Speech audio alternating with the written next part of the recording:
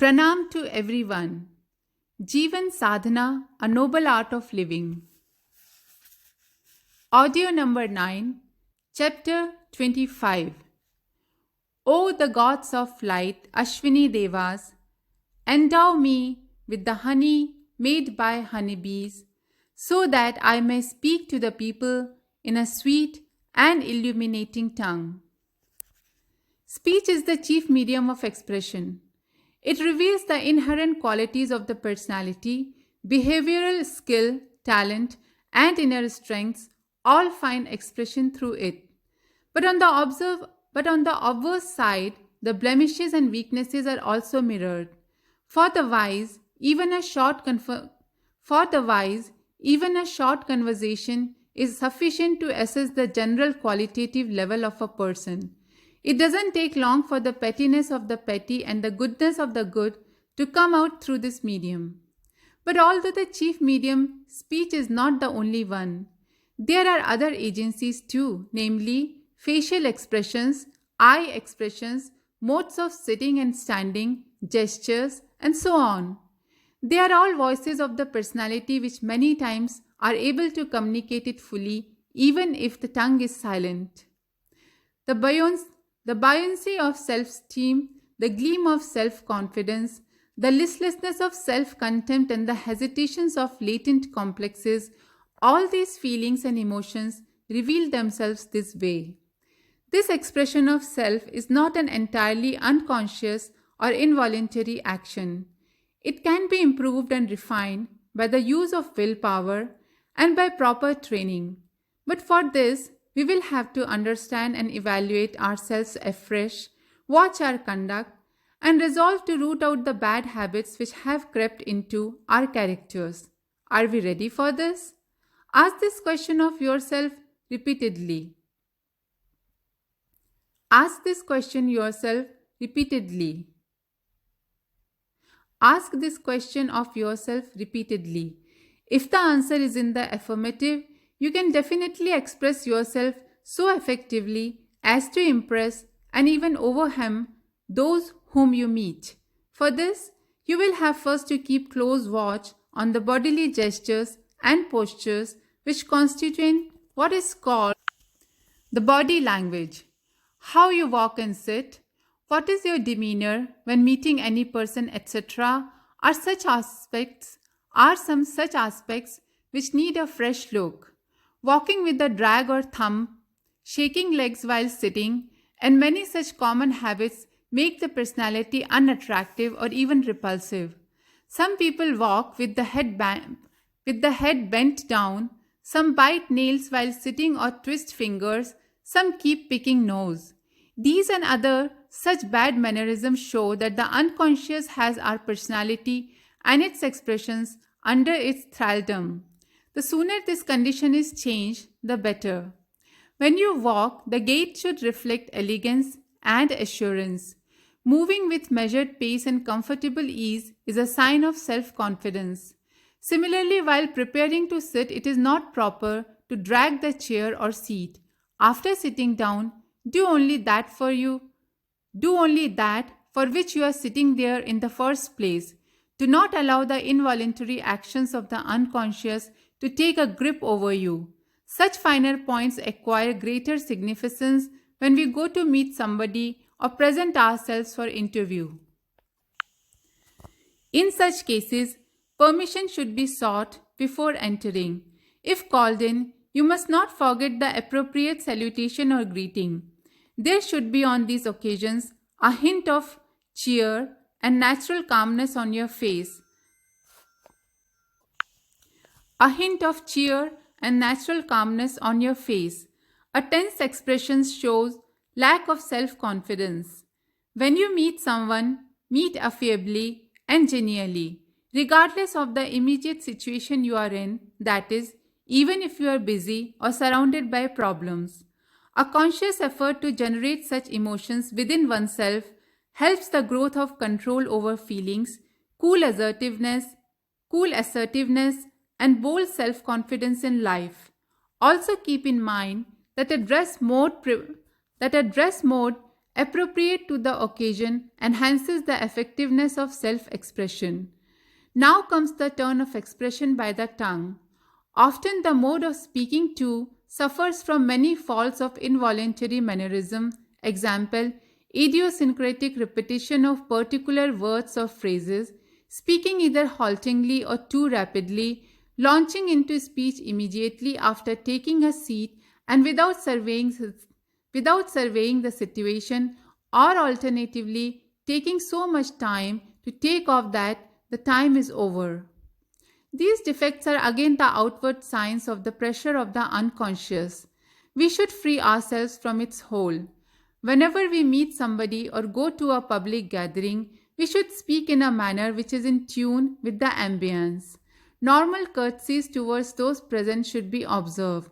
We should speak only when our turn comes or after obtaining due permission. The matter should be presented methodically, point-wise, and supported by self-explanatory examples and proofs when required. Every stage of the speech should reflect our inner assurance but not arrogance. When someone has to be contradicted, it should be done politely with due respect to the person concerned. The speech should be made in a comprehensible, polite, firm, and controlled tone. Be it speech or conduct, the more it is made free from the unconscious driven reflexes, the better. Only such achievers, through their impressive personalities, assume the mantle of true leadership in life and society. Chapter 26, Characteristic Leadership Attributes. I draw your mind with my mind and mold it to my accord. Follow in my wake by bringing your chitta in harmony with mine. I cast a spell upon your hearts. Come along with me by doing as I do. Atharvaved. How to lead effectively. In all walks of life and at every level, educational institutions, games and sports, industry, commerce, politics, social service, religion, or the wider canvas of other collective human pursuits, in the presence of inspiring, competent, wise and dynamic leadership is essential for success. If the leadership is enlightened, there is a wave of progress, development and prosperity. If it is otherwise, degeneration sets in all around. An inspiring leadership is able to magically transform the crumbling structure of any institution, society, or nation and uplift it to pinnacles of glory, whereas under a lackluster leadership, even the heights attained in the past crumble into nothingness. How could that magical leadership be produced which could work wonders and get Herculean tasks accomplished? The answer is simple. Through development of the attributes of competence, dynamism, commitment, farsightedness, caring, concern, magnetic attraction, accommodation, etc. It should be borne in mind that it is such qualities in an individual and not the individual per se that command respect, adoration, and following. From such leaders who are the most prized assets of society, people have high expectations of right guidance and resolution of their problems. But if unfortunately, in the name of leadership, arrogance of power is foisted, then the subordinates suffocate and suffer. An arrogant and power-drunk person can never inspire anyone. Even his hanger-ons only flatter him.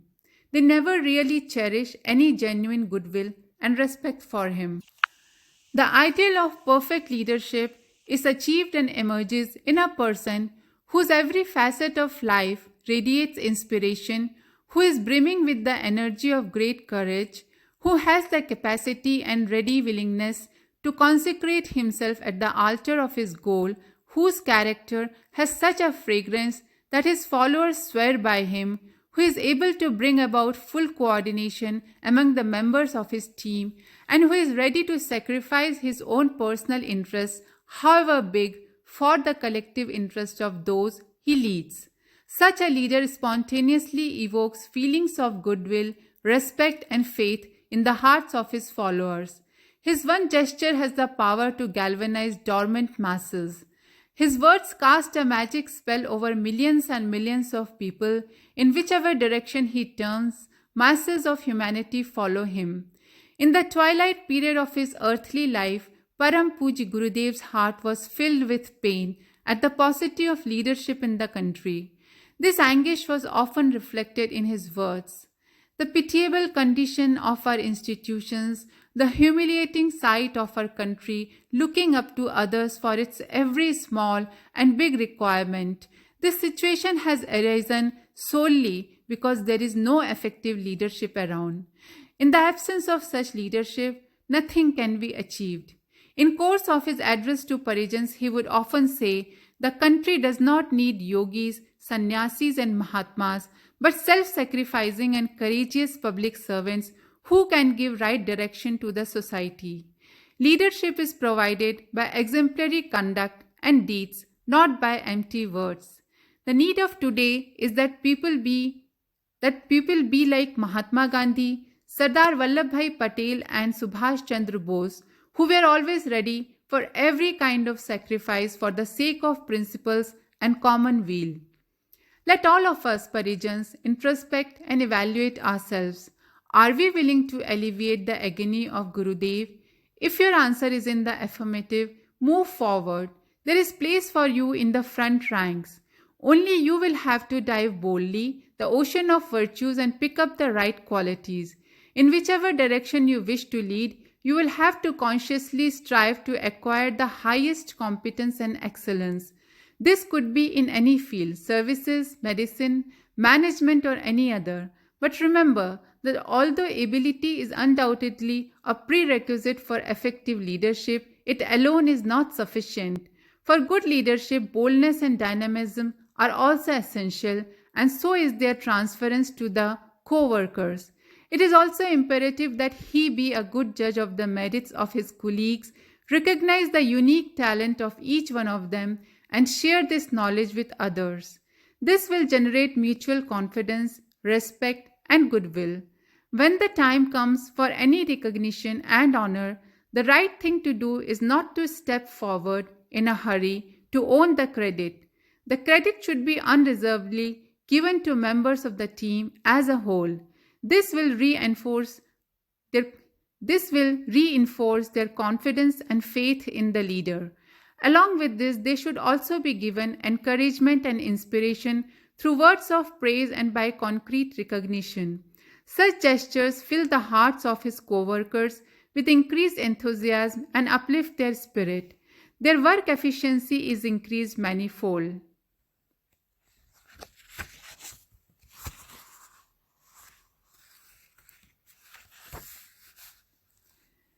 Their interrelationships become warm and cordial. To maintain this spirit of bonhomie, we should make it a point that in our mutual interactions, we highlight each other's merits and never highlight the weaknesses, lest feelings be hardened and relationships strained. Another quality which must be developed for augmenting the characteristics of good leadership is the ability to innovate, that is, to think new ideas and execute them. Whatever be the field of work, there should be constant endeavor to formulate practical work schemes aimed at accelerating the progress of the organization. Also, glad and enthusiastic participation of the co-workers in the execution of enterprises should be ensured. If we are able to gradually acquire and develop such leadership attributes within us, we will not only be able to provide successful leadership in our specific work spheres, but also become pace setters for others. An ideal leader leads from the front by example, by walking his talk. In the Gita, the divine teacher says about enlightened leadership, whatever the person does, that is also followed by others. What standard he demonstrates by action, the people follow.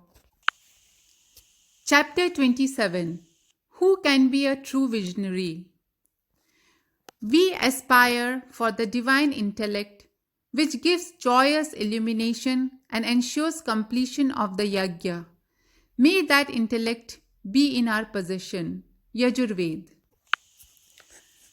To be a visionary is to acquire the ability to look far ahead into time and glimpse the future.